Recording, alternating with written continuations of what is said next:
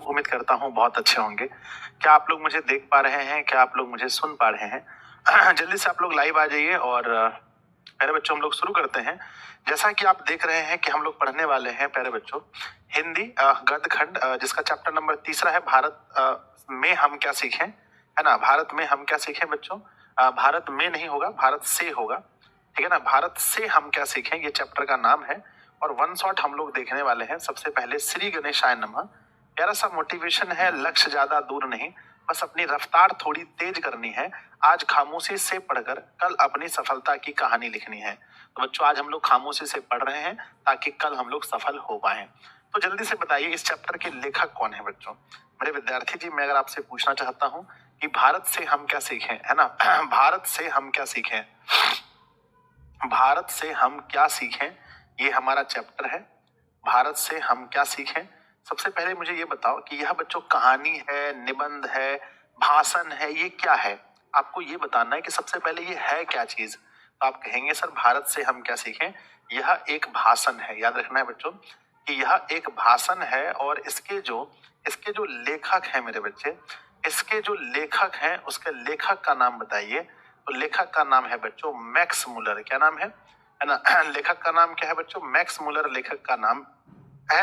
अगर मैं बोलूं बच्चों कि इस चैप्टर का थीम क्या है ना, इस चैप्टर में क्या है बच्चों, है ना, इस चैप्टर में क्या है, तो आप क्या बोलोगे कि इस चैप्टर में क्या है। तो इस चैप्टर में है बच्चों भारत के विषय में कहा गया है, भारत की प्राचीनता के विषय में बताया गया है, भारत में क्या है क्या नहीं है। यानी एक तरह से हम कह सकते हैं तो मैक्स मुलर के द्वारा भारत का इतिहास बताया गया है। किसके द्वारा बच्चों बताओ, मैक्स मुलर के द्वारा। मैक्स मुलर के द्वारा, मैक्स मुलर के द्वारा बच्चों भारत का, है ना, भारत की महिमा बताई गई है। भारत की महिमा की आखिर बच्चों वाई भारत बच्चों सबसे महान क्यों है। तो किसके द्वारा बताओ कमेंट बॉक्स में, किसके द्वारा मेरे विद्यार्थी जी। तो मैक्स मुलर के द्वारा किसकी महिमा, तो भारत की महिमा। मैक्स मुलर के द्वारा भारत की महिमा बताई गई है। तो बच्चों अगर आप लोग तैयार हैं तो एक बार दिल बनाकर भेजिए कि गुरुजी हम लोग तैयार हैं, शुरू कीजिए। शुरू करते हैं। अगर आप लोग कहेंगे गुरुजी तैयार हैं तो हम लोग शुरू करते हैं। वीडियो रुक रुक के चल रहा है सर, नेटवर्क का कोई इशू रहा होगा बच्चों, क्या कर सकते हैं, है ना। तो बच्चों क्या हम लोग स्टार्ट करें, ठीक है। अब देखिए सब कुछ ठीक रहता है तो मतलब कभी कभी जानते ही हैं कि बच्चों जब सब कुछ ठीक है तो कुछ और ही गड़बड़ हो जाता है ना। हमें उम्मीद है कि सब कुछ ठीक हो जाएगा बहुत ही जल्दी, है ना। चलिए, अबे रुक कहा जाता है बीच बीच में वे।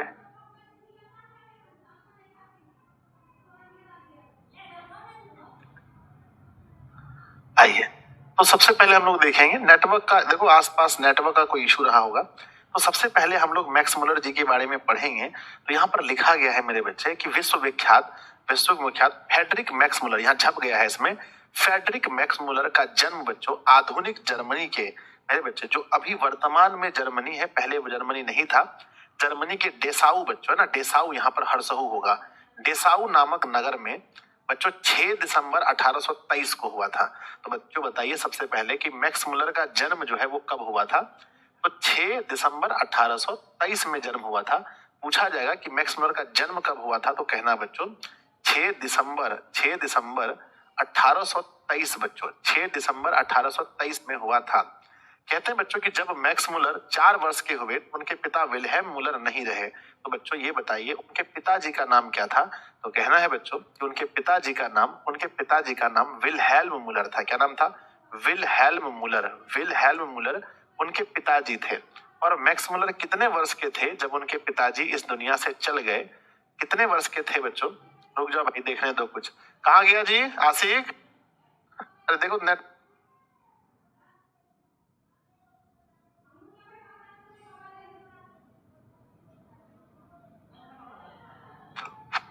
नहीं नहीं सारा स्टूडियो उधर भी हो रहा है, सिर्फ नहीं हो रहा है।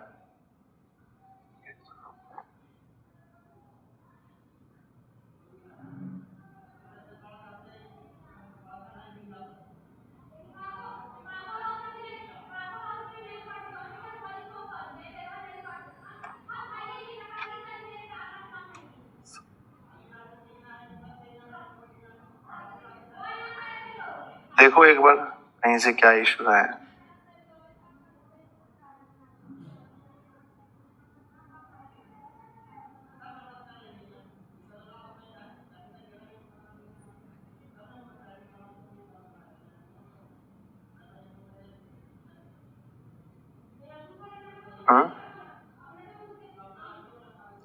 दिखाइए यहाँ पर बच्चों, ठीक है, देखो जल्दी से एक बार तुम लोग, लाओ वीडियो लाओ। ठीक चल रहा है? Network network network network network.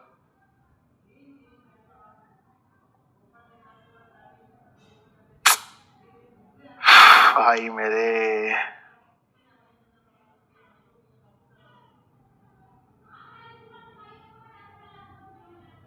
पता नहीं क्या हो रहा है, समझ नहीं आता इन लोगों के लेक्चर में।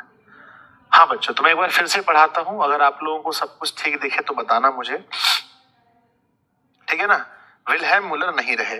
पिता के निधन के बाद उनके परिवार की आर्थिक स्थिति बहुत ही दयनीय हो गई।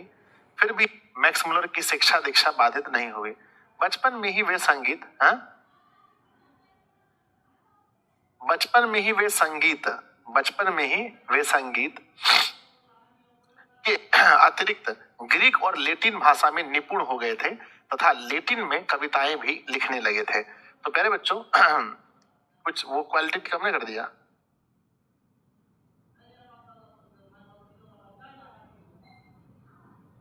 हाँ, कितना क्वालिटी दिखाई दो।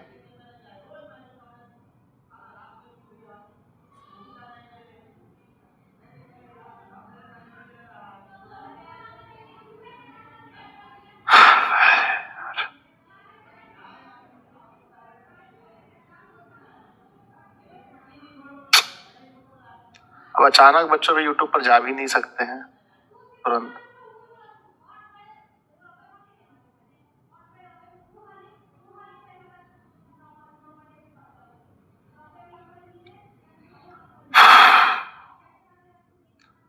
बच्चों यहां से सबसे पहला फंस के चल रहा है वीडियो। तो बच्चों ध्यान दीजिएगा, यहाँ पर सबसे पहला हुआ कि इसके ना इस पाठ के लेखक कौन है, तो लेखक मैक्स मुलर हैं, जिनका जन्म कब हुआ है? 6 दिसंबर 1823 को इनका जन्म हुआ है। और जब मैक्स मुलर 4 वर्ष के थे, जब 4 वर्ष के थे, उनके पिता का नाम क्या है? विल्हेम मुलर। वो बच्चों दुनिया से चले गए, फिर भी उनकी पढ़ाई बाधित नहीं हुई, फिर भी वे बच्चे पढ़ते रहे, ठीक है ना। आगे हम लोग अगले पेज में पढ़ते हैं। 8 वर्ष की उम्र में लिपजिंग विश्वविद्यालय में, 8 नहीं बच्चों 18 होगा, ध्यान दीजिएगा, 18 वर्ष की है ना, 18 वर्ष की उम्र में लिपजिंग विश्वविद्यालय में उन्होंने संस्कृत का अध्ययन आरंभ कर दिया।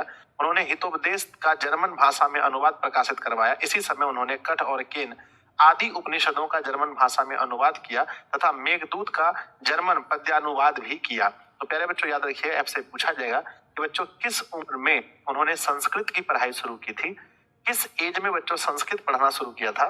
तो कहना बच्चों 18 साल की एज में। किस एज में? तो 18 साल की एज में संस्कृत पढ़ना शुरू किया था। आपको याद रखना है 18 साल की एज में। 90% बच्चों को इश्यू हो रहा है।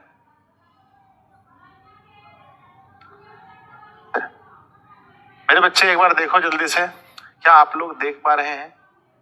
क्या आप लोग सुन पा रहे हैं? आप लोग को दिख रहा है बच्चों सब कुछ ठीक हो गया है? बताओ एक बार,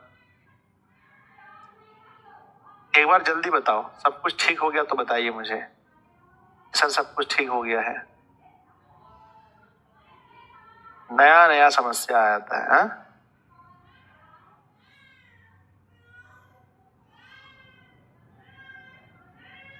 अभी के बाद ठीक हो, रुक जाना।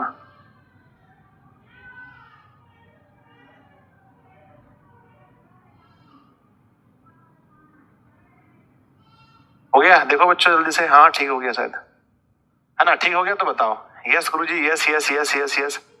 हो गया ठीक? चलो, तो 18 वर्ष की एज में उन्होंने बच्चों संस्कृत पढ़ना स्टार्ट किया था। और एग्जाम में आपसे क्वेश्चन पूछा जाएगा, एग्जाम में आपसे सवाल पूछा जाएगा मेरे बच्चे कि ये बताओ भैया हितोपदेश का, है ना, आपसे पूछा जाएगा भैया बताओ हितोपदेश का, या मेरे बच्चे कठ और केन का, या बच्चों मेघदूत का जर्मन भाषा में अनुवाद किसने किया था? जर्मन भाषा में अनुवाद किसने किया था? तो कहना बच्चों मैक्स मुलर ने। किसने किया था? तो मेरे बच्चे मैक्स मुलर ने किया था, याद रखना है।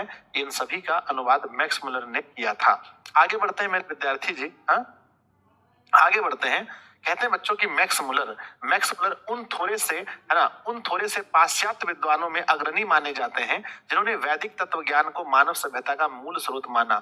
स्वामी विवेकानंद ने उन्हें वेदांतियों का वेदांती कहा है। एग्जाम में क्वेश्चन पूछा जाता है कि वेदांतियों का वेदांती किसे कहा गया है। बच्चों एग्जाम में क्वेश्चन आएगा कि वेदांतियों का वेदांती किसे कहा गया है, तो कहना बच्चों मैक्स मुलर को। किसे कहा गया है? वेदांतियों का वेदांती किसे कहा गया है? मैक्स मुलर को। और बच्चों वेदांतियों का वेदांती किसने कहा है? किसने कहा है? तो कहना बच्चों स्वामी विवेकानंद ने। स्वामी विवेकानंद ने कहा है। कहते हैं उनका भारत के प्रति अनुराग जग जाहिर है ना। उन्होंने भारतवासियों के पूर्वजों की है ना चिंतन राशि को यथार्थ रूप में लोगों के सामने प्रकट किया। कहते हैं उनके प्रकांड पांडित्य से प्रभावित होकर है ना सम्राज्ञी विक्टोरिया ने 1868 ईस्वी में उन्हें अपने आसबोर्न प्रासाद में ऋग्वेद तथा संस्कृत के साथ यूरोपियन भाषाओं की तुलना आदि विषयों पर व्याख्यान देने के लिए आमंत्रित किया था। तो बच्चों कहते हैं कि महारानी विक्टोरिया ने मैक्स मुलर को कब आमंत्रित किया था एक भाषण देने के लिए? मैक्स मुलर को भाषण देने के लिए महारानी विक्टोरिया ने कब आमंत्रित किया था? तो कहना बच्चों महारानी विक्टोरिया ने मैक्स मुलर को 1868 में आमंत्रित किया था कि भाई आ जाओ और आकर के एक भाषण सुनाओ बच्चों, बड़ा तगड़ा ऐसा भाषण दो। ठीक है ना। आगे बच्चों लिखा गया है उस भाषण को सुनकर विक्टोरिया इतनी प्रभावित हुई कि उन्होंने नाइट की उपाधि प्रदान की, किंतु उन्हें यह पदवी अत्यंत तुच्छ लगी और उन्होंने इसे अस्वीकार कर दिया।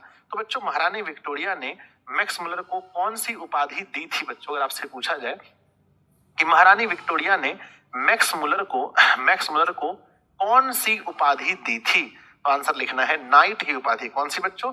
नाइट की उपाधि दी थी, नाइट की उपाधि। फिर कहते हैं भारत भक्त, संस्कृत अनुरागी एवं वेदों के प्रति अगाध आस्था रखने वाले फ्रेडरिक मैक्स मुलर 28 अक्टूबर 1900 ईस्वी में उनका निधन हो गया। तो बच्चों जन्म कब हुआ एक बार बताइए कमेंट बॉक्स में। जन्म कब हुआ? तो 1823 में। और निधन कब हुआ मेरे प्यारे प्यारे छोटे छोटे भाई बहन? तो याद रखना है कि उनका जो निधन हुआ है बच्चों वो 1900 ईस्वी में हुआ है। 1900 ईस्वी में, इसको याद रखना है कि जन्म हो गया है 1823 में। 1823 में जन्म हुआ और मृत्यु 1900 ईस्वी में हुआ था, याद रखिएगा। कहते हैं बच्चों प्रस्तुत आलेख वस्तुतः भारतीय सिविल सेवा हेतु चयनित युवा अंग्रेज अधिकारियों के आगमन के अवसर पर संबोधित भाषणों की श्रृंखला एक कड़ी है। प्रथम भाषण का यह अविकल रूप से संक्षिप्त एवं संपादित अंश है जिसका भाषांतरण डॉक्टर भवानी शंकर त्रिवेदी ने किया है।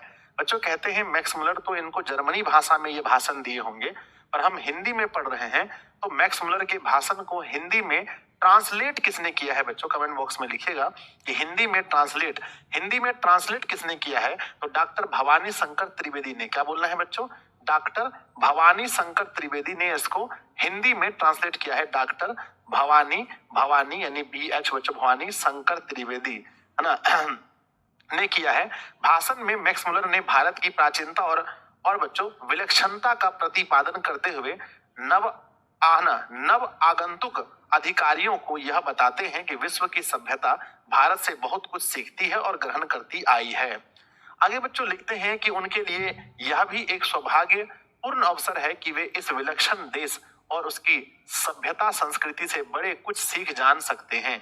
यह भाषण आज भी उतना ही प्रासंगिक बल्कि है ना स्वदेश अभिमान के आलोपन के इस दौर में इस भाषण की विशेषता है ना इस भाषण की विशेष सार्थकता नई पीढ़ी अपने देश तथा इसकी प्राचीन सभ्यता संस्कृति ज्ञान साधना प्राकृतिक वैभव आदि की महत्ता की प्रमाणिक ज्ञान प्रस्तुत भाषण में प्राप्त कर सकेगी। तो प्यारे बच्चों कहते हैं कि यह भाषण बड़ा खतरनाक होने वाला है।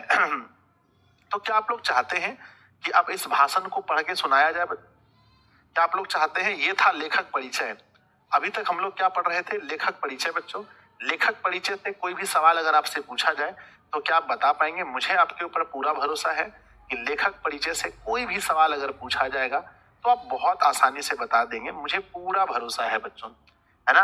अगर यहाँ तक में कोई दिक्कत नहीं तो प्यारा सा दिल बनाकर भेजिए, गुरुजी सब पता है। 4 साल के थे, उनके पापा मर गए, विल्हेम मुलर उनके पापा का नाम था। जर्मनी में इनका जन्म हुआ है, 18 साल की उम्र में संस्कृत पढ़ना इन्होंने स्टार्ट किया। तो मेरे बच्चे, क्या अब लाइन बाय लाइन पढ़ा जाए? यस, अब लाइन बाय लाइन पढ़ते हैं, लेकिन टाइम बहुत कम रहता है बच्चों, थोड़ा आप लोग भी सहयोग कीजिएगा, थोड़ा स्पीड बढ़ेंगे बच्चों, थोड़ा साथ दीजिएगा आप लोग। कहते हैं सर्वविध संपदा और प्राकृतिक सौंदर्य से परिपूर्ण कौन सा देश है?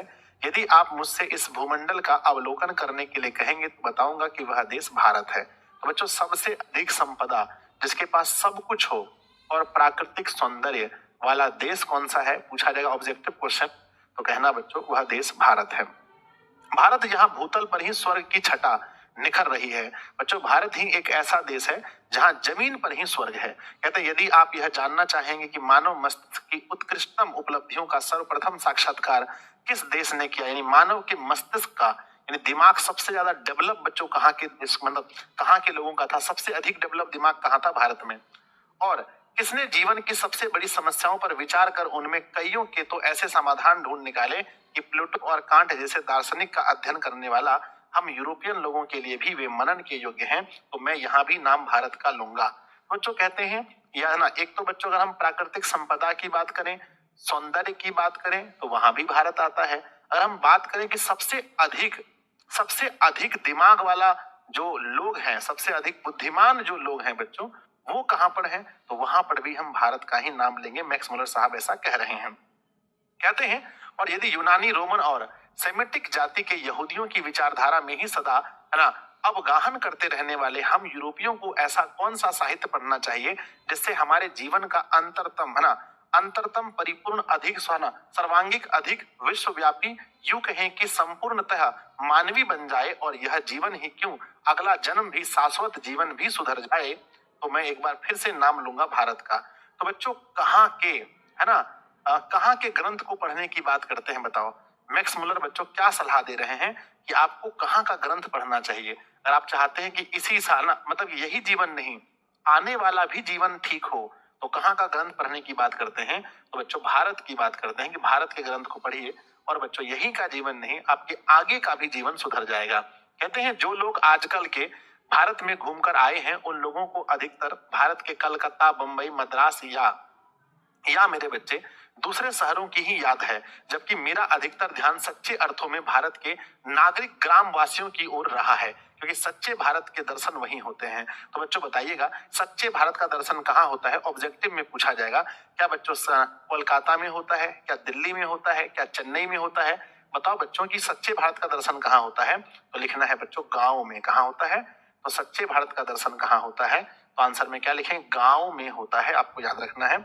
आगे बच्चों, 2-3 हजार वर्ष पुराना ही क्यों, आज का भारत भी ऐसी अनेक समस्याओं से परिपूर्ण है जिनका समाधान 19वीं सदी के हम यूरोपीय लोगों के लिए भी उतना ही वांछनीय है। केवल हमारे पास उस भारत को पहचान सकने की दृष्टि की आवश्यकता है।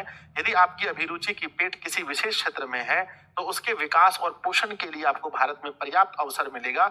यदि आपने उन बड़ी बड़ी समस्याओं में रुचि ली है जिनके बारे में अपने यहाँ के श्रेष्ठतम विचारक सोच विचार किया करते हैं, तो आपको अपने भारत प्रवास को ज्ञान विज्ञान के क्षेत्र में निर्वासन समझ लेने की कोई आवश्यकता नहीं। यदि आप भू विज्ञान में रुचि रखते हैं, तो हिमालय से लेकर श्रीलंका तक का विशाल भू प्रदेश आपकी प्रतीक्षा कर रहा है। यदि आप वनस्पति जगत में विचारना चाहते हैं, तो भारत की एक ऐसी फुलवारी है जो बच्चों हकरस जैसे अनेक वनस्पति वैज्ञानिक को अनायास ही अपनी ओर आकृष्ट कर लिए। यानी बच्चों, किसी भी क्षेत्र में अगर आपको नॉलेज चाहिए तो कहाँ जाना है बताओ? किसी भी क्षेत्र में नॉलेज चाहिए तो आपको कहाँ जाना है बताइए? मैक्स मुलर के अनुसार आपको किसी भी क्षेत्र में नॉलेज चाहिए तो आपको कहाँ जाना चाहिए? तो कहते हैं भैया कुछ भी चाहिए, किसी भी क्षेत्र में नॉलेज चाहिए तो आपको इंडिया जाना है। कहाँ जाना है बच्चों बताओ? कहाँ जाना है बताओ? है ना, कहाँ जाना है मेरे बच्चे? इंडिया जाना है किसी, है ना। आगे लिखते हैं बच्चों, यदि आपकी रुचि जीव जंतुओं के अध्ययन में है तो आपका ध्यान श्री हेकल को और अवश्य होगा, जो इन दिनों भारत के अंतारों की छावनी के साथ ही भारतीय समुद्र तट से मोती भी बिन रहे हैं। भारत का यह निवास काल उसके जीवन के सबसे सुनहले पन्ने में साकारता जैसा है। यदि आप निवृत्त विद्या में अभिरुचि रखते हैं तो भारत आपकी एक जीता जागता संग्रहालय ही है। तो मेरे बच्चे, तो अगर आपसे पूछा जाए, आगे देखते हैं कि यदि आप पुरातत्व प्रेमी हैं और यदि आपने यहाँ रहते हुए पुरातत्व के उत्खनन के द्वारा एक प्राचीन चाकू या क्या लिखा है, चकमक या किसी प्राणी का कोई भाग ढूंढ निकालने के आनंद को अनुभव किया हो तो आपके जनरल कनिंघम की भारतीय पुरातत्व सर्वेक्षण की वार्षिक रिपोर्ट पढ़ लेनी चाहिए और तब भारत के बौद्ध सम्राटों के द्वारा निर्मित नालंदा जैसे विश्वविद्यालय अथवा विहारों के ध्वंस अवशेषों को खोद निकालने के लिए आपका फावड़ा आतुर हो उठेगा। यानी बच्चों हर क्षेत्र, किसी भी क्षेत्र की बात करें तो हर जगह किसका नाम आ रहा है बच्चों? चाहे बच्चों आप पुरातत्ववेत्ता की बात करें, निवृत्त विद्या की बात करें, वनस्पति विज्ञान की बात करें, भू विज्ञान की बात करें, कोई भी विज्ञान की बात करें, हर जगह एक नाम आता है और वह नाम क्या है? वह नाम है बच्चों इंडिया। नेक्स्ट है, यदि आपके मन में पुराने सिक्कों के लिए, है ना, पुराने सिक्कों के लिए लगाव है तो भारत भूमि में ईरानी केडियन, है ना, थ्रेसियन, है ना, पार्थियन, यूनानी, मैकेडियन, सेको, है ना, रोमन और मुस्लिम शासकों के सिक्के प्रचुर परिमाण में उपलब्ध होंगे। जब वारेन हेस्टिंग्स भारत के गवर्नर जनरल थे तो वाराणसी के पास उसे 172 दारिस नामक सोने के सिक्के से भरा एक घड़ा मिला था। बच्चों एग्जाम में पूछा जाएगा कि 172 दारिस नामक सोने से भरा हुआ घड़ा किसे मिला था? सोने से भरा हुआ घड़ा किसे मिला था? तो आंसर लिखना है 172 दारिस नामक सोने से भरा हुआ घड़ा किसे मिला था? तो बच्चों लिखना है वारेन हेस्टिंग्स को। किसको? वारेन हेस्टिंग्स को मिला था। बच्चों कहाँ मिला था? कहाँ मिला था बताओ? तो लिखना है वाराणसी में। कहाँ मिला था बच्चों? बताओ बताओ कहाँ मिला था मेरे विद्यार्थी जी? कहाँ मिला था बताओ, है ना? कहाँ मिला था? वाराणसी में मिला था। ठीक है ना? देखो अगर बहुत इंपॉर्टेंट चीज होगा तो मैं आपको धीरे धीरे पढ़ाऊंगा। यहाँ बहुत इंपॉर्टेंट चीज नहीं है इसलिए मैं थोड़ा स्पीड पढ़ा रहा हूँ। बच्चों स्पीड जिसको लगता है ठीक है, जिनको लगता है मेरे बच्चे स्पीड ठीक है, जिनको लग रहा है स्पीड ठीक है वो लोग एक दबाएंगे। जिसको लग रहा है बच्चों नहीं गुरुजी स्लो कीजिए, है ना, जिनको लग रहा है कि स्लो कीजिए वो लोग 2 क्लिक करेंगे कि सर स्लो कीजिए। बताओ स्पीड ठीक है या स्लो करना है? बोलोगे स्लो करने के लिए तो मैं स्लो कर दूंगा। ठीक है ना? चलिए आगे लिखा है बच्चों, वारेन हेस्टिंग्स ने अपने मालिक ईस्ट इंडिया कंपनी के निर्देशक मंडल की सेवा में सोने के सिक्के यह समझकर भिजवा दिए यह एक ऐसा उपहार होगा जिसकी गणना बच्चों जिसकी गणना उसके द्वारा प्रेषित सर्वोत्तम दुर्लभ वस्तुओं में की जाएगी और इस प्रकार वह स्वयं को अपने मालिक की दृष्टि में एक महान उदार व्यक्ति प्रमाणित कर देगा। उनको लग रहा था बच्चों कि हम इसको, ये जो सोने का मुद्रा हमें मिला है, अगर हम इसको इंग्लैंड भेजेंगे तो मेरी मालकिन बहुत खुश होगी, मेरे मालिक मेरे मतलब बहुत खुश होंगे। पर ऐसा हुआ था क्या बताओ? नहीं। क्या कर दिया था? उन लोगों ने गला दिया था। कहते हैं किंतु उन दुर्लभ प्राचीन स्वर्ण मुद्राओं की यही नियति थी कि कंपनी के निर्देशक उनका ऐतिहासिक महत्व समझ ही ना पाए और उन्होंने उन मुद्राओं को गला डाला। जब वारेन हेस्टिंग्स इंग्लैंड लौटा तो वे स्वर्ण मुद्राएं नष्ट हो चुकी थी। अब यह आप लोगों पर निर्भर करता है कि आप ऐसी दुर्भाग्यपूर्ण घटना भविष्य में कभी ना होने दें। तो बच्चों कहते हैं कि देखो भाई इतना पुराना चीज मिला था वारेन हेस्टिंग्स को और इंग्लैंड उन्होंने भेज दिया और इंग्लैंड पहुंचते ही इंग्लैंड में जो लोग बैठे थे उन्होंने इसको गला दिया, है ना? उन्होंने इसे क्या कर दिया बच्चों? गला दिया। आगे बढ़ते हैं। लिखा है कि बच्चों देवत विज्ञान, क्या लिखा है कि देवत विज्ञान पर भारत के प्राचीन वैदिक देवत विज्ञान के कारण जो नया प्रकाश पड़ा है उसके फलस्वरूप संपूर्ण देवत विज्ञान को नया स्वरूप प्राप्त हो गया है। किंतु बावजूद इसके कि सच्चे देवत विज्ञान की एक आधारशिला रखी जा चुकी है, इस विज्ञान की व्यापक रूपरेखा अभी निर्मित होनी है और यह कार्य जितने सही ढंग से भारत में हो सकता है अन्यत्र कहीं नहीं हो सकता है। नीति कथाओं के अध्ययन क्षेत्र में भी भारत के कारण नव जीवन का संचार हुआ है। एग्जाम में पूछा जाएगा कि नीति कथा में नव जीवन का संचार किस देश के कारण हुआ है? नीति कथा में नव जीवन का संचार किस देश के कारण हुआ है? आंसर बताइएगा। नीति कथा के क्षेत्र में, है ना, नव जीवन का संचार किस देश के कारण हुआ है? तो वहां भी भारत कहना है आपको, क्योंकि भारत के कारण ही समय समय पर, है ना, नानाविध साधनों और मार्गों के द्वारा अनेक नीति कथाएं पूर्व से पश्चिम की ओर आती रही हैं। हमारे यहाँ प्रचलित कहावतों और दंत कथाओं का प्रमुख स्रोत अब बौद्ध धर्म को माने जाने लगा है, किंतु यहाँ भी अनेक समस्याएं ऐसी हैं जो अपने समाधान की प्रतीक्षा कर रही हैं। उदाहरण के लिए शेर की खाल में गधा की कहावत को ही ले लीजिए। यह कहावत सबसे पहले यूनान के प्रसिद्ध एवं प्राचीनतम दार्शनिक प्लूटो के, है ना, क्रटिलस में मिलती है। सबसे पहले प्लूटो ने ये चीज कहा था। आगे तो क्या यह कहावत पूर्व से उधार ली गई थी और इसी प्रकार हम, है ना, हम बच्चों न्यूले या चूहे से संबंध उस नीति कथा को भी ले सकते हैं जिसे एफ्रोडाइट ने एक सुंदरी के रूप में परिवर्तित कर दिया था, किंतु जो एक चूहे को देखते ही तत्काल उसकी ओर आकृष्ट हो गई थी। यह भी संस्कृत की एक कथा से सर्वांश से मिलती जुलती एक कहानी है, किंतु प्रश्न यह उपस्थित होता है यह कहानी यूनान में कैसे पहुंची और वहां ईसा पूर्व 4वीं सदी में ही, है ना, स्ट्रीट, है ना, क्या लिखा है, स्ट्रेटिस की कहानियों में स्थान कैसे पा गई। इस क्षेत्र में भी अभी बहुत काम करना होगा। हमें इससे भी और अधिक प्रलय युग में प्रवेश करना होगा। वहां भी भारत तथा पश्चिम की अनेक दंत कथाओं में आश्चर्यजनक अनुरूपताएं मिलेंगी। यद्यपि अभी अभी यह निश्चित रूप से नहीं कहा जा सकता है ये दंत कथाएं पूर्व से पश्चिम की ओर अथवा पश्चिम से पूर्व की ओर गई हैं, तथापि यह असंदिग्ध रूप से प्रमाणित हो चुका है कि सोलोमन के समय में ही भारत, सीरिया और फिलिस्तीन के मध्य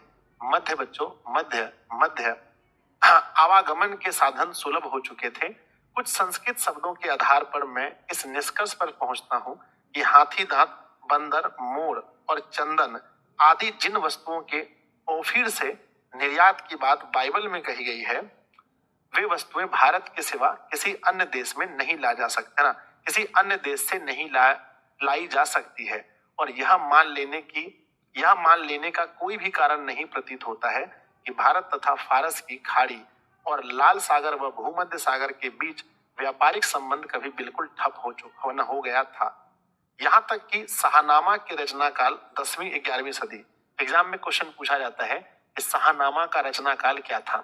मेरे बच्चे बताओ शाहनामा का रचना काल क्या था, कमेंट बॉक्स में लिखिएगा। वो बहुत, ये बच्चों ये देखो इसमें सिर्फ डाटा है, ये कोई इंटरेस्टिंग चैप्टर नहीं है, ये मत सोचिएगा इसमें कोई कहानी है, सिर्फ और सिर्फ डाटा है,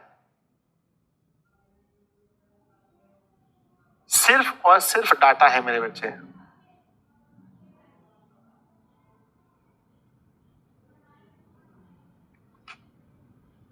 तो मेरे विद्यार्थी जी एक बार बताओ कमेंट बॉक्स में जल्दी से कि एग्जाम में पूछा जाएगा कि बच्चों ये जो शाहनामा है इसका रचना काल बच्चों बताओ, तो लिखना है शाहनामा का रचना काल 10वीं से 11वीं सदी है। क्या है बच्चों, 10वीं से 11वीं सदी आपको याद रखना है। कहते भारत के साथ यूरोप के ये व्यापारिक संबंध बंद नहीं हुए थे, है ना, ये शाहनामा में लिखा गया है। आगे लिखा है बच्चों, नेक्स्ट लिखा गया है कि आप में से कईयों ने भाषा का ही नहीं भाषा विज्ञान का भी अध्ययन किया होगा। तो आपको क्या भारत से बढ़कर दूसरा कोई देश दिखाई देता है जहां केवल शब्दों का ही नहीं बल्कि व्याकरणात्मक तत्वों के विकास और क्षय से संबंध भाषा वैज्ञानिक समस्याओं के अध्ययन का महत्वपूर्ण अवसर प्राप्त होता है। बच्चों एकमात्र देश ऐसा भारत है जहां भाषा के साथ साथ, यहाँ शब्द के साथ साथ क्या ध्यान देना पड़ता है बच्चों बताओ, शब्द के साथ साथ व्याकरण का भी ध्यान देना पड़ता है। और सभी देशों में ग्रामर का उतना महत्व नहीं है, लेकिन भारत में बच्चों ग्रामर का बहुत महत्व है, ग्रामर का बहुत ज्यादा महत्व है। कहते हैं मेरे बच्चे, कहते हैं कि वहां आपको आर्य, द्रविड़ और मुंडा जैसी अनेक भारतवासी जातियों की बोलचाल की भाषाओं का ही नहीं अपितु उनके साथ यूनानी, पुर्जी, हून, अरब, ईरानी और मुगल आक्रमणकारियों व विजेताओं की भाषाओं के सम्मिश्रण की अत्यंत रोचक भाषा वैज्ञानिक समस्याओं के अध्ययन का भी सुयोग प्राप्त हो सकता है। लिखते हैं यदि आप विधि शास्त्र या कानून के विद्यार्थी हैं तो आपको विधि संहिताओं के एक ऐसे इतिहास की जांच पड़ताल का अवसर मिलेगा जो यूनान, रोम या जर्मनी के ज्ञात विधि शास्त्रों के इतिहास में सर्वथा भिन्न होते हुए भी इनके साथ समानताओं और विभिन्नताओं के कारण विधि शास्त्र के किसी भी विद्यार्थी के लिए उपयोगी सिद्ध हो सकता है। उदाहरण के लिए हम धर्म सूत्रों या समय आचारिक सूत्रों को ही ले लें। ये धर्म सूत्र मानव धर्म शास्त्र जैसे परवर्ती विधि ग्रंथों की आधारभूत सामग्री उपलब्ध कराते हैं, ठीक है ना बच्चों। यानी कि हर क्षेत्र में किसकी बड़ाई हो रही है, किसके विषय में कहा जा रहा है बताओ, हर क्षेत्र में किसकी बड़ाई हो रही है या फिर किसके विषय में कहा जा रहा है। तो बच्चों हर क्षेत्र में एक ही नाम कहा जा रहा है भैया, हर क्षेत्र में एक ही नाम है और वह नाम क्या है बच्चों, भारत। हर क्षेत्र में भारत के विषय में कहा जा रहा है। यदि आप लोगों को अत्यंत सरल राजनीतिक इकाइयों के निर्माण और विकास से संबंध प्राचीन युग के कानून के पुरातन रूपों के बारे में इधर जो अनुसंधान हुए हैं, इनके महत्व और वैशिष्ट्य को परख सकने की क्षमता प्राप्त करती है, तो आपको इसके लिए आज भारत की ग्राम पंचायत के रूप में इसके प्रत्यक्ष दर्शन का सुयोग अनायास ही मिल जाएगा। भारत में प्राचीन स्थानीय शासन प्रणाली या पंचायत प्रथा को समझने समझाने का बहुत बड़ा क्षेत्र विद्यमान है। तो मेरे बच्चे याद रखिएगा, बच्चों भारत की जो प्राचीन स्थानीय शासन प्रणाली का नाम क्या है बताइएगा। भारत में प्राचीन जो स्थानीय शासन प्रणाली है इसका नाम क्या है? तो भारत में जो प्राचीन स्थानीय शासन प्रणाली है कि वहीं के लोग शासन करते हैं, ये मेरे बच्चे ये है पंचायत प्रथा। ये क्या है? ये है बच्चों पंचायत प्रथा। आगे बढ़ते हैं, नेक्स्ट क्या है? भारत में धर्म के वास्तविक उद्भव उसको प्राकृतिक विकास था उसके अपरिहार्य क्षीयमान रूप का प्रत्यक्ष परिचय मिल सकता है। भारत ब्राह्मण या वैदिक धर्म की भूमि है। बच्चों भारत किसकी भूमि बताओ? ब्राह्मण और वैदिक धर्म की। बौद्ध धर्म की यह जन्मभूमि है। पारसियों के जरथुस्त्र धर्म की यह शरण स्थलीय है। आज भी यहाँ नित्य नए मतांतर प्रकट व विकसित होते रहे हैं। बच्चों बताओ भारत में कोई एक धर्म है या बहुत सारे धर्म हैं? भारत में कोई एक मत है या बहुत सारे मत हैं? बच्चों बहुत सारे धर्म हैं, बहुत सारे मत भारत में। अगले लाइन को पढ़ते हैं कि भारत में अगले लाइन पढ़ते हैं कि भारत में आप अपने आप को सर्वत्र अत्यंत प्राचीन और सुदूर भविष्य के बीच खड़ा पाएंगे। यानी भारत में अगर आप हैं तो आपको लगेगा कि बच्चों हमारा जो प्राचीन है, हमारा अतीत भी बहुत बड़ा था। यानी हमारी जो घटनाएं हुई हैं हमारे देश में बहुत सारी हुई हैं और आगे भी बच्चों बहुत सारी होने वाली, बीच में हम लोग खड़े हैं। कहते हैं वहां आपको ऐसे सुअवसर भी मिलेंगे जो किसी पुरातन विश्व में ही सुलभ हो सकते हैं। आप आज की किसी भी उज्ज्वलित समस्या को ले लीजिए, वह समस्या चाहे लोकप्रिय शिक्षा से संबंध हो या उच्च शिक्षा से संबंध हो, चाहे सांसद में प्रतिनिधित्व की बात हो या कानून बनाने की बात हो। बच्चों कहते हैं कि भैया कुछ भी उठा लो, कोई भी टॉपिक उठा लो, हर टॉपिक में नंबर 1 पर कौन मिलेगा आपको? हर टॉपिक में नंबर 1 पर बच्चों आपको भारत ही मिलेगा। कोई भी टॉपिक उठा लीजिए। कहते हैं चाहे प्रवास संबंधी कानून हो अथवा अन्य कोई कानूनी मसला, सीखने या सिखाने योग्य बात कोई बातें क्यों ना हो, भारत के रूप में आपको ऐसी प्रयोगशाला मिलेगी जैसी विश्व में अन्यत्र कहीं भी नहीं मिल सकती है। संस्कृत भाषा के द्वारा आपको चिंतन की ऐसी गंभीर धारा के अवगाहन का मिले जो अभी तक आपके लिए अज्ञात थी। यहाँ आपको मानव हृदय की गहनतम सहानुभूति और सदास्यता को जगाने वाले पाठ भी प्रचुर परिमाण में पढ़ने को मिलते हैं। बहुत सारे ऐसे पाठ हैं जो पढ़ने को मिलते हैं। ठीक है ना। नेक्स्ट बच्चों, मानव मस्तिष्क के इतिहास के उस अध्ययन में या यूं कहें कि हमारे अपने बच्चों स्वरूप के अध्ययन में अपने सच्चे आत्म रूप की पहचान भारत का स्थान किसी भी देश के बाद दूसरे नंबर पर नहीं रखा जा सकता है। क्या किसी भी क्षेत्र में भारत को 2 नंबर पर हम लोग रख सकते हैं? यस और नो? नहीं सर, नहीं रख सकते हैं। नहीं रख सकते हैं। मानव मस्तिष्क के चाहे किसी भी क्षेत्र को आप अपने विशिष्ट अध्ययन का विषय क्यों ना बना ले, चाहे वह भाषा का क्षेत्र हो, धर्म का, देवत्व विज्ञान का हो, दर्शन का हो, चाहे विधि शास्त्र या कानून का ही हो, अथवा रीति रिवाज व परंपरा का हो। चाहे रीति रिवाज परंपरा की बात कीजिए, कुछ भी बात कीजिए मेरे बच्चे, प्राचीन कला या शिल्प कला का हो अथवा पुरातन विज्ञान का, इसमें से प्रत्येक क्षेत्र में विचरण करने के लिए भले ही आप चाहें या ना चाहें, आपको भारत की शरण लेनी ही होगी। क्योंकि मानव इतिहास से संबंध बहुमूल्य और अत्यंत उपायदेह प्रामाणिक सामग्री का एक बहुत बड़ा भाग भारत और केवल भारत में ही संचित है।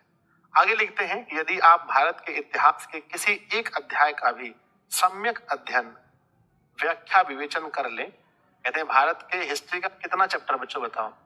भारत के हिस्ट्री का कितना चैप्टर, कमेंट बॉक्स में लिखिएगा कि भारत के हिस्ट्री का कितना चैप्टर, सिर्फ और सिर्फ एक चैप्टर। कहते हैं कि भारत के हिस्ट्री का सिर्फ एक चैप्टर पढ़ लीजिए, कर लें, तो आप पाएंगे कि हमारे स्कूलों, कहते हैं हमारा जो जर्मनी का स्कूल है, कॉलेजों में पढ़ाए जाने वाले इतिहासों के सब अध्याय मिलाकर एक क्षण के लिए भी उसकी बराबरी नहीं कर सकते हैं। सोचो बच्चों कि भारत का हिस्ट्री का एक चैप्टर और वहां के हाई स्कूल और कॉलेज में मिला लीजिए किताब, उसके बराबर है। हे भगवान, ज्यादा पढ़ रहे हैं हम लोग, क्या रहे, बहुत ज्यादा पढ़ने के लिए दिया गया है। आगे मैं अभी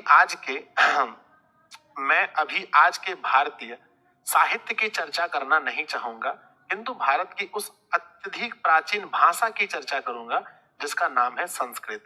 तो भारत की सबसे प्राचीन भाषा क्या है बच्चों, बताओ? भारत की सबसे प्राचीन भाषा क्या है? संस्कृत। भारत ही नहीं, पूरी दुनिया की सबसे प्राचीन भाषा संस्कृत है। अब आप पूछेंगे कि संस्कृत में ऐसी क्या बात है जिसके कारण हम उस पर इतना ध्यान दें, तथा ऐतिहासिक दृष्टिकोण से संस्कृत सर्वातिशयी क्यों है? तो बच्चों कहते हैं कि संस्कृत की सबसे पहली विशेषता यह है इसकी प्राचीनता। तो संस्कृत की पहली विशेषता क्या है बच्चों, बताओ? सबसे पहली विशेषता संस्कृत की क्या है? इसकी प्राचीनता, मतलब पुरानापन। क्योंकि हम जानते हैं कि ग्रीक भाषा में भी संस्कृत का काल पुराना है। ग्रीक भाषा से भी संस्कृत का काल पुराना है। जो ग्रीक भाषा है उससे भी पुराना संस्कृत है। जिस रूप में आज यह हम तक पहुंची है उसमें भी अत्यंत प्राचीन तत्व भली भांति सुरक्षित हैं। ग्रीक और लैटिन भाषाएं लोगों को सदियों से ज्ञात है, मतलब पता है, और निसंदेह यह भी अनुभव किया जा रहा था कि इन दोनों भाषाओं में कुछ ना कुछ साम्य अवश्य है, कुछ ना कुछ सिमिलरिटीज अवश्य है। बच्चों तो लेखक कहना चाहते हैं कि सबसे ज्यादा जो प्राचीन, अगर मेरे बच्चे भाषा है तो वो क्या है बताओ? सबसे प्राचीन भाषा कौन है? तो सबसे प्राचीन भाषा संस्कृत ही है। भारत की ही नहीं बच्चों, विदेशों में भी सबसे प्राचीन है। कहते हैं किंतु आगे लिखते हैं, किंतु समस्या यह थी कि इन दोनों भाषाओं में विद्यमान समानता को व्यक्त कैसे किया जाए। कभी ऐसा होता था कि किसी ग्रीक शब्द की निर्माण प्रक्रिया में लैटिन को कुंजी मान लिया जाता था, और कभी किसी लैटिन शब्द के रहस्यों को खोलने के लिए ग्रीक का सहारा लेना पड़ता था। उसके बाद जब गांधिक और एंग्लो सैक्सन जैसी, है ना, ट्यूटोनिक भाषाओं, पुरानी केल्टिक तथा स्लाव भाषाओं का भी अध्ययन किया जाने लगा, तो इन भाषाओं में किसी न किसी प्रकार का पारिवारिक संबंध स्वीकार करना ही पड़ा।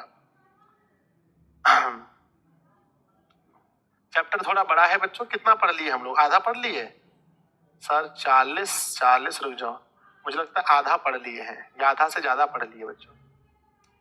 कितना पढ़ लिए जल्दी बताओ? आधा से ज्यादा?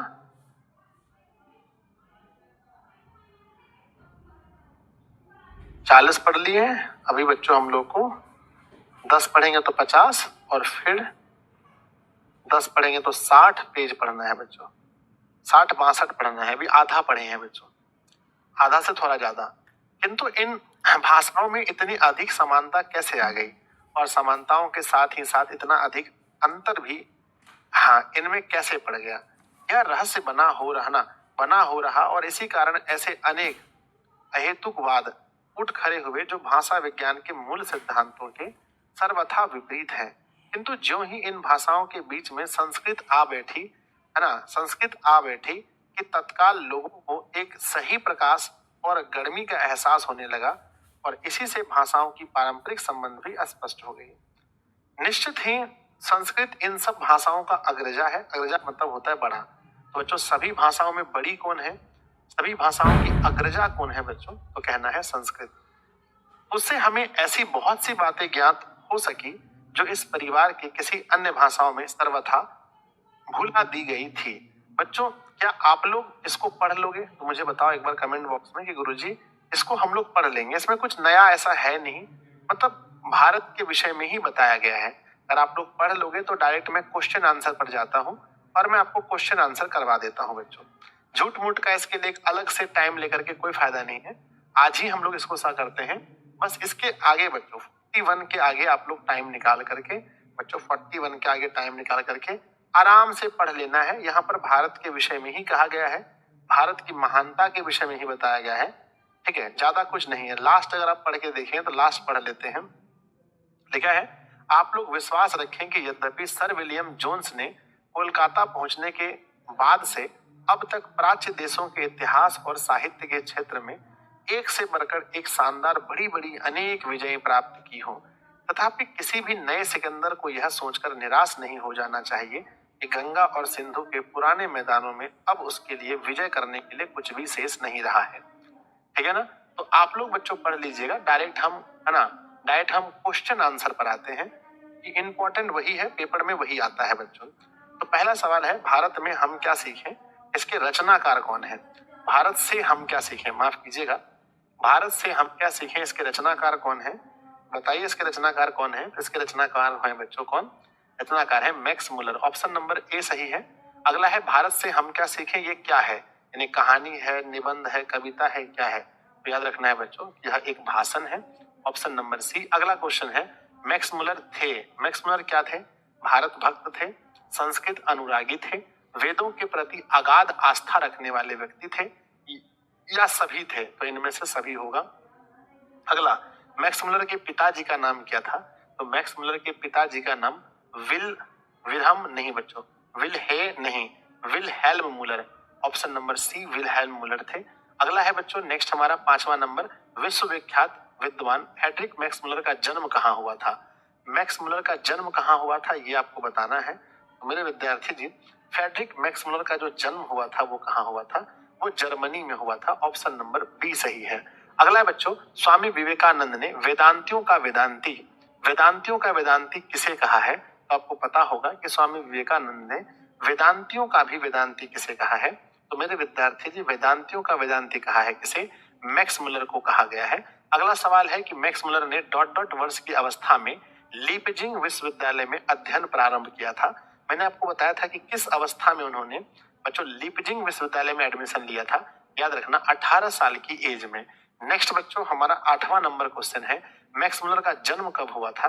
अभी जस्ट हम लोग पढ़े थे कि मैक्स मुलर का जन्म 6 दिसंबर 1823 को हुआ था। 1823 याद रखना है, 6 दिसंबर 1823 को जन्म हुआ था। अगला सवाल देखते हैं विद्यार्थी जी, मैक्स मुलर ने नया सिकंदर किसे कहा है। तो देखिए मैक्स मुलर ने जो युवा अंग्रेज अधिकारी हैं, जो अंग्रेज अधिकारी देश में आ रहे थे, उसमें हमारा देश गुलाम था, तो जो युवा अंग्रेज अधिकारी हैं उसे नया सिकंदर कहा है। मैक्स मुलर के अनुसार भारत की सबसे प्राचीन भाषा कौन है, भारत की सबसे प्राचीन भाषा कौन है। तो बच्चों संस्कृत भाषा भारत की सबसे प्राचीन भाषा है।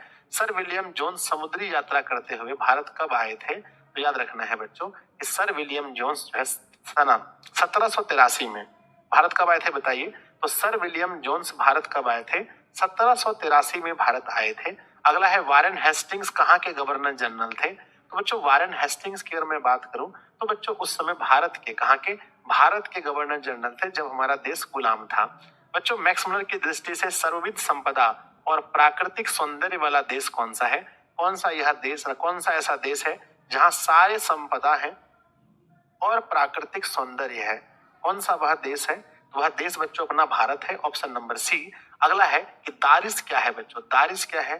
तो दारिस जो था बच्चों सोने के सिक्का, क्या था, सोने का सिक्का था, आपको पता होगा। अगला सवाल है दारिस नामक सोने के सिक्के से भरा घड़ा किसे मिला था।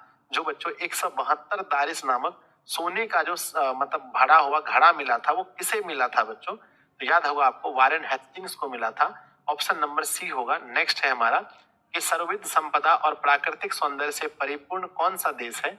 यदि आप मुझसे इस भूमंडल का अवलोकन करने के लिए कहेंगे तो मैं बताऊंगा वह देश भारत है। यह गद्यांश किस पाठ का है, किस पाठ में यह है, तो यह है बच्चों भारत से हम क्या सीखें। नेक्स्ट है मैक्स मुलर ने कठ और केन भाषा का, कठ और केन भाषा ना, कठ और केन आदि उपनिषदों का किस भाषा में अनुवाद किया है। कठ और केन आदि उपनिषदों का किस भाषा में अनुवाद किया है। तो आप पढ़ेंगे बच्चों उन्होंने जर्मन भाषा में अनुवाद किया है। नेक्स्ट है हितोपदेश का जर्मन भाषा में अनुवाद किसने प्रकाशित करवाया है। तो हितोपदेश का जर्मन भाषा में अनुवाद प्रकाशित कराने वाले मैक्स मुलर जी थे, ऑप्शन ए सही है। नेक्स्ट है यदि आप भूविज्ञान में रुचि रखते हैं, यदि आप भूविज्ञान में रुचि रखते हैं तो हिमालय से श्रीलंका तक का विशाल भू प्रदेश आपकी प्रतीक्षा कर रहा है। यह गद्यांश किस पाठ से लिया गया है? तो बच्चों भारत से हम क्या सीखें इस पाठ से लिया गया है। तो मेरे प्यारे विद्यार्थी जी, आप बताइए मुझे कि 20 में से आपने कितना सही किया है। प्लीज एक बार बताइए कि 20 प्रश्न में आपने कितना सही किया है। मुझे पूरा भरोसा है आपके ऊपर कि आपने 20 में से 20 किया होगा। तो एक बार बताइए बच्चों कि आपने 20 में से कितना सही किया है ना? चलो बहुत बढ़िया। 21 नंबर सवाल है कि बच्चों मैक्स मुलर के अनुसार वह कौन सा देश है जो हकरस जैसे अनेक वनस्पतियों को अनायास ही अपनी ओर आकृष्ट कर लेते हैं? वह कौन सा देश है? वह देश है बच्चों भारत। आगे लिखा गया है किस गवर्नर जनरल ने 172 दारिस नामक सोने से भरा घड़ा पाया था? बच्चों किसने पाया था? तो वारेन हेस्टिंग्स ने। ऑप्शन नंबर डी है।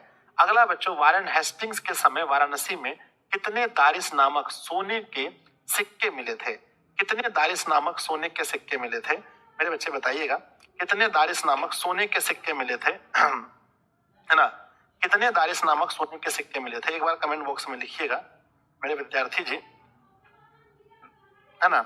आंसर बताइएगा। तो सही उत्तर क्या होगा? सही उत्तर बताइए बच्चों। तो सही उत्तर हमारा हो जाएगा, भाई थोड़ा बैठ जाते हैं, है ना? कमर में दर्द हो जाता है ना। अरे भैया ये क्या हो गया? चलिए, तो आंसर होगा बच्चों 172। अगला सवाल देखिएगा। अगला है बच्चों कि कौन सी भाषा और उसका साहित्य यूनान एवं रोम के संपूर्ण साहित्य से भी अधिक विशाल है? तो बच्चों कौन सी भाषा अधिक विशाल है? बताओ बच्चों कि कौन सी भाषा अधिक विशाल है? तो आंसर में होगा बच्चों संस्कृत। अगला सवाल है, अगला क्वेश्चन है कि प्लूटो और कांट का अध्ययन करने वाला यूरोपीय लोगों के मनन योग्य देश कौन सा है? तो बच्चों प्लूटो और कांट का अध्ययन करने वाले यूरोपीय लोगों के लिए मनन देश कौन सा है? वह देश भारत है। नेक्स्ट है बच्चों की हकरस थे। हकरस क्या थे बच्चों? वनस्पति विज्ञान थे। याद रखिएगा बच्चों वनस्पति वैज्ञानिक थे। किसके थे? वनस्पति वैज्ञानिक कौन थे बच्चों? हकरस क्या थे? वनस्पति वैज्ञानिक थे। याद रखिएगा। नेक्स्ट क्वेश्चन आपके सामने आता है मेरे बच्चे 27 नंबर सवाल है कि महारानी विक्टोरिया के द्वारा किसे नाइट की उपाधि दी गई थी? महारानी विक्टोरिया के द्वारा किसको नाइट की उपाधि दी गई थी बच्चों? बताओ। तो महारानी विक्टोरिया के द्वारा नाइट की उपाधि किसे मिली थी? तो मैक्स मुलर को। आपको याद होगा कि मैक्स मुलर को मिला था। Option B. नेक्स्ट है मैक्स मुलर के अनुसार सच्चे भारत का दर्शन कहाँ हो सकता है? मैक्स मुलर के अनुसार सच्चे भारत का दर्शन कहाँ हो सकता है? तो बच्चों ग्रामीण भारत में हो सकता है। Option C. अगला है कि मेघदूत का जर्मन भाषा में अनुवाद किसने किया था? मेघदूत का जर्मन भाषा में अनुवाद किसने किया था? तो मेघदूत का जर्मन भाषा में अनुवाद मैक्स मुलर जी ने किया था। अगला सवाल है बच्चों कि मैक्स मुलर को वेदांतियों का वेदांती किसने कहा? मैक्स मुलर को वेदांतियों का भी वेदांती किसने कहा था? तो मैक्स मुलर को वेदांतियों का भी वेदांती कहने वाले कौन थे? आपको याद होगा बहुत अच्छे तरीके से, स्वामी विवेकानंद थे। मेरे बच्चे आगे बढ़ते हैं। नेक्स्ट हमारा 31 नंबर क्वेश्चन है। प्लूटो और कांट थे। प्लूटो और कांट क्या थे? महान दार्शनिक थे बच्चों। अगला सवाल है सच्चा भारत कहाँ बसता है? सच्चा भारत कहाँ बसता है? गांव में बसता है। याद रखना, गांव में बसता है। अगला है बच्चों कठ और केन का जर्मन भाषा में अनुवाद किसने किया था? तो कठ और केन का जर्मन भाषा में अनुवाद करने वाले कौन थे? मैक्स मुलर साहब थे। अगला है बच्चों की भारत का सर्वाधिक आबादी कहाँ बसती है? भारत की आबादी सबसे अधिक कहाँ बसती है? बच्चों याद रखना गांव में बसती है भारत में आबादी। और नेक्स्ट क्वेश्चन है बच्चों कि संस्कृत की पहली विशेषता क्या है? बताओ। संस्कृत भाषा की सबसे पहली विशेषता क्या है? तो संस्कृत भाषा की पहली विशेषता है इसकी प्राचीनता। बहुत पुरानी भाषा है बच्चों। अगला सवाल आता है कि बच्चों सहनामा का रचना काल क्या है? मैंने उस समय पढ़ाया था कि सहनामा का रचना काल 10वीं 11वीं सदी है। अगला सवाल देखेंगे मेरे विद्यार्थी जी कि वारेन हेस्टिंग्स कहाँ के गवर्नर जनरल थे? बताओ। वारेन हेस्टिंग्स कहाँ के गवर्नर जनरल थे? बताइए। वारेन हेस्टिंग्स कहाँ के गवर्नर जनरल थे? तो बच्चों ये कहाँ के थे? भारत के थे। Option C. अगला है कि बच्चों निवृंस विद्या का संबंध किससे है? तो निवृंस विद्या का संबंध मानव विज्ञान से है। याद रखना बच्चों कि कि निवृंस विद्या का संबंध मानव विज्ञान से है। मैक्स मुलर ने बच्चों कालिदास की किस पुस्तक का जर्मन में अनुवाद किया है? मैक्स मुलर ने कालिदास की किस पुस्तक का जर्मन भाषा में अनुवाद किया है? याद रखिएगा कि मैक्स मुलर ने कालिदास की किस पुस्तक का तो बच्चों मेघदूत का। किसका? मेघदूत का। अगला बच्चों समाप्त हो गया। तो देखो इस चैप्टर में टोटल 39 क्वेश्चन थे मेरे विद्यार्थी जी। 39 में से आपने कितना सही किया है एक बार कमेंट बॉक्स में लिखिएगा। 39 में से 39 में से कितना सही हुआ है? 39 में से 39 सही होना चाहिए किसी भी हाल में। 39 में से 39 बच्चों होना चाहिए किसी भी हाल में। बच्चों बैठ के पढ़ा रहे हैं, कोई दिक्कत तो नहीं है आप लोगों को? है ना, थोड़ा सा कमर में दर्द हो जाता है बहुत टाइम खड़े रहने से, तो कोई इशू तो नहीं है आप लोग का?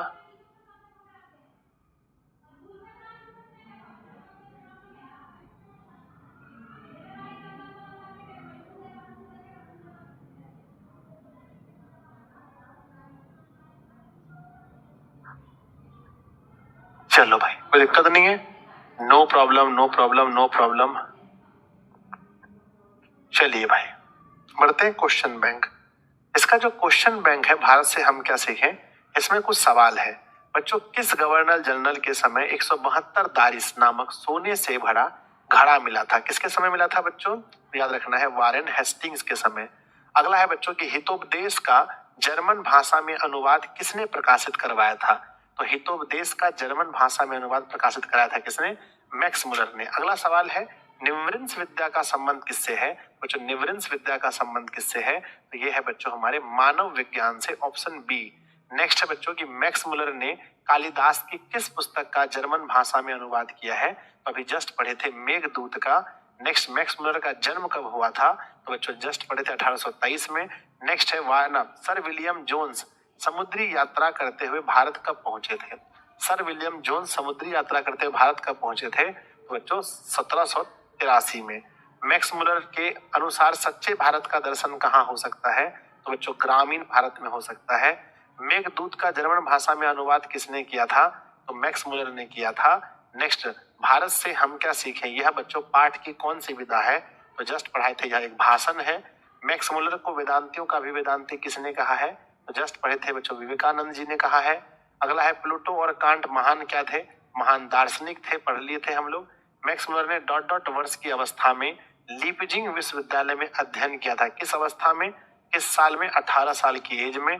स्वामी विवेकानंद ने वेदांतियों का वेदांती किसे कहा? तो बच्चों मैक्स मुलर को कहा। नेक्स्ट है दारिस नामक सोने के सिक्के से भरा घड़ा किसे मिला था? वारेन हेस्टिंग्स को। नेक्स्ट है किसके अध्ययन क्षेत्र में भारत के कारण नव जीवन का संचार हुआ है? तो नीति कथा के अध्ययन क्षेत्र में। यूनान व रोम के संपूर्ण साहित्य से कहीं बच्चों अधिक विशाल क्या है? अधिक विशाल है बच्चों संस्कृत भाषा और साहित्य। संस्कृत भाषा और साहित्य। नेक्स्ट है हाकरस क्या थे बच्चों? हाकरस क्या थे? वनस्पति वैज्ञानिक थे, ऑप्शन नंबर डी है। अलस कथा पाठ की रचनाकार, हे भगवान ये क्या आ गया? तो बच्चों बताइएगा कि 17 में आपने कितना सही किया है? टोटल 17 क्वेश्चन में से मेरे प्यारे बच्चों ने 17 में से कितना सही किया है कमेंट बॉक्स में भेजिएगा। अब ये आलस कथा यहाँ कहाँ से आ गया है? एक तो क्वेश्चन आलस कथा का आ गया, हे भगवान बताइए। और कुछ सुनिएगा, हो गया? चलिए बच्चों, हो गया? यस गुरु जी। अब हम लोग को क्या पढ़ना है? अब पढ़ना है बच्चों सब्जेक्टिव। कहते हैं समस्त भूमंडल, भूमंडल मतलब बच्चों जो धरती है पूरा, संपूर्ण धरती में सर्वविध मतलब सबसे अधिक, संपदा मतलब संपत्ति और प्राकृतिक सौंदर्य जैसे कि नदी, पहाड़, झरना बच्चों से परिपूर्ण देश भारत है। लेखक ने ऐसा क्यों कहा बच्चों? लेखक ने ऐसा क्यों कहा? इसलिए कहा क्योंकि भारत में ये सब कुछ है, इसलिए कहा लेखक ने। सिंपल सी बात है। लेखक ने ऐसा क्यों कहा बच्चों? तो लिखेंगे लेखक ने भारत को सर्वविध संपदा, सभी संपदा से परिपूर्ण, प्राकृतिक सौंदर्य, बहुत प्राकृतिक सौंदर्य से परिपूर्ण देश कहा है, क्योंकि भारत में किसी भी संपदा की अन्य देशों की तुलना में कमी नहीं है, कुछ कमी नहीं है। और भारत का सौंदर्य भी काफी आकर्षक है। यहाँ नदियां हैं, पर्वत हैं, हरे भरे खेत लोगों को अपनी ओर आकर्षित करते हैं। तो बच्चों क्या आप इसका आंसर लिख दोगे? तो जल्दी से यस लिख करके भेजिए कि सर हम इसका आंसर लिख देंगे। एक बार जल्दी से यस लिख करके भेजिए। क्या आप लिख दोगे इसका आंसर कि लेखक ने ऐसा क्यों कहा कि भारत जो है वो सभी प्रकार की संपदाओं से परिपूर्ण देश है? क्या लिख देंगे बच्चों? तो यस लिख करके भेजिए। अगला सवाल बिहार बोर्ड पूछता है, लेखक की दृष्टि में सच्चे भारत के दर्शन कहाँ हो सकते हैं और क्यों बच्चों? तो पता है आपको, बहुत इंपॉर्टेंट है ना, बहुत इंपॉर्टेंट है ये कि लेखक की दृष्टि में सच्चे भारत के दर्शन कहाँ हो सकते हैं और क्यों हो सकते हैं। ये बहुत वीवीआई क्वेश्चन है। तो बच्चों, लेखक के अनुसार सच्चे भारत का दर्शन ग्रामीण इलाके में हो सकता है। अगर बच्चों भारत के गांव में जाइएगा तब, ना कि मुंबई, दिल्ली, कोलकाता जैसे शहरों में नहीं, क्योंकि भारत की असली संस्कृति जो है वो आपको गांव में देखने को मिलेगी। भारत का शहर तो बच्चों विदेश बन चुका है। भारत के शहर में आप भारत को कहाँ ढूंढ पाइएगा? नहीं ढूंढ पाइएगा। हो जाएगा तो यस लिख करके भेजिए कि भारत, सच्चे भारत का दर्शन कहाँ होता है? तो ग्रामीण इलाके में। क्यों? क्योंकि असली संस्कृति वही है। धर्मों की दृष्टि से भारत का क्या महत्व है? अगर धर्मों की दृष्टि से भी देखें भारत का महत्व, तो बच्चों यहाँ पर अलग अलग धर्म के, जाति के लोग एक साथ रहते हैं। तो धर्मों की दृष्टि से भारत का विशेष महत्व है। यहाँ विभिन्न धर्म के लोग, जैसे हिंदू, मुस्लिम, सिख, ईसाई, जैन, बौद्ध, पारसी, यहूदी, आपस में मिलजुल कर रहते हैं और विश्व के किसी भी देश में ऐसी व्यवस्था नहीं है। एक देश का नाम बताइए जहां पर इतने धर्म के लोग एक साथ रहते हैं। क्या बच्चों कोई देश है जहां पर इतने धर्म के लोग एक साथ रहते हो? हिंदू, मुस्लिम, सिख, ईसाई, यहूदी, पारसी, बताइए, कहीं नहीं है। तो भारत का एक विशेष महत्व है कि यहाँ पर अलग अलग धर्म के लोग एक साथ रहते हैं। अगला है, भारत किस तरह अतीत और सुदूर, अतीत मतलब जो बीत गया, सुदूर भविष्य मतलब कि जो निकट का भविष्य है उसको जोड़ता है। किस तरह बच्चों? तो देखिए बच्चों, अतीत और सुदूर भविष्य को जोड़ता है। भारत अतीत और सुदूर भविष्य को जोड़ता है क्योंकि भारत का इतिहास विश्व के सभी देशों के इतिहास में अच्छा है। अतीत को इसलिए जोड़ता है क्योंकि हमारा इतिहास अच्छा है, भविष्य मतलब भविष्य भी अच्छा है, जिससे भारत के युवा सीख कर अपने भविष्य को उज्जवल बना रहा है। इसलिए हम कह सकते हैं कि भारत जो है अतीत यानी बीता हुआ, सुदूर भविष्य निकटतम भविष्य को जोड़ रहा है। अगला क्वेश्चन है बच्चों, है ना, लेखक वास्तविक इतिहास किसे मानते हैं? बच्चों, लेखक वास्तविक इतिहास उस इतिहास को मानते हैं जिसको पढ़ के आप कुछ सीख सकें। जैसे भारत का इतिहास, वास्तविक इतिहास बताते हैं लेखक। तो लिखा है बच्चों कि लेखक मैक्स मुलर के अनुसार वास्तविक इतिहास वह है जिससे कुछ सीखा जा सके। लेखक भारत के इतिहास को वास्तविक इतिहास बताते हैं क्योंकि यहाँ के इतिहास में बहुत अच्छी चीजें सीखने को है बच्चों। तो समझ गए ना, लेखक के अनुसार वास्तविक इतिहास क्या है? वास्तविक इतिहास वही है जिससे बच्चों हम क्या कर सके, कुछ सीख सकें। अगला समाप्त हो गया। तो बच्चों 5 यहाँ पर लघु उत्तरीय प्रश्न थे जो इंपॉर्टेंट थे, सारे ऑब्जेक्टिव हो गए। बस थोड़ा सा बचा पढ़ने के लिए, आप लोग टाइम निकाल के पढ़ लीजिएगा। तो प्यारे बच्चों, वन शॉट चैप्टर कैसा लगा? इसमें कोई दिक्कत वाली बात नहीं है। एक ठो दीर्घ वाला प्रश्न पूरे किताब से आता है बच्चों। 24 गो चैप्टर में एक ठो क्वेश्चन आता है, तो उसके लिए दीर्घ अलग से हम पढ़ा देते हैं। उसके लिए आपको टेंशन नहीं लेना है। तो मेरे बच्चे, कैसा रहा बच्चों चैप्टर, बताओ, है ना? चैप्टर कैसा रहा एक बार कमेंट बॉक्स में लिखिए मेरे विद्यार्थी जी, है ना, कि चैप्टर कैसा रहा, है ना? तो वन शॉट चैप्टर था, सब कुछ क्लियर हो गया है कि नहीं है? बस दीर्घ वाला के लिए टेंशन मत लीजिएगा। 24 गो चैप्टर है, उसमें से एक ठो क्वेश्चन दीर्घ पूछा जाएगा जो लास्ट में हम आपको बता देंगे। ऑल क्वेश्चंस यस गुरुजी, बढ़िया रहा टाइम। चलो, बहुत बढ़िया, बहुत सुंदर हो गया। चलो मेरे विद्यार्थी जी,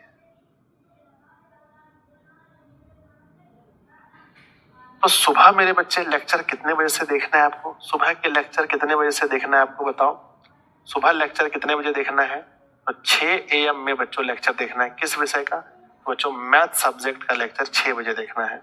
सुबह 6 बजे ही बच्चों जुड़ना है आप लोग को मैथ विषय के लिए। लेक्चर कितने बजे होगा? तो सुबह 6 बजे मैं लेक्चर दूंगा बच्चों, किसका? मैथ विषय का। तो मैथ विषय का लेक्चर कितने बजे होने वाला है? सुबह 6 बजे होने वाला है। तो आप लोग तैयार रहिएगा बच्चों सुबह 6 बजे लेक्चर सुनने के लिए, ठीक है ना, मैथ का। चलो बच्चों, बाय, लव यू। बहुत दिनों के बाद मजा आया सर क्लास में। हाँ बच्चों, मजा तो आना ही है, जब पढ़ेंगे अच्छे से तो मजा आएगा बच्चों, ठीक है।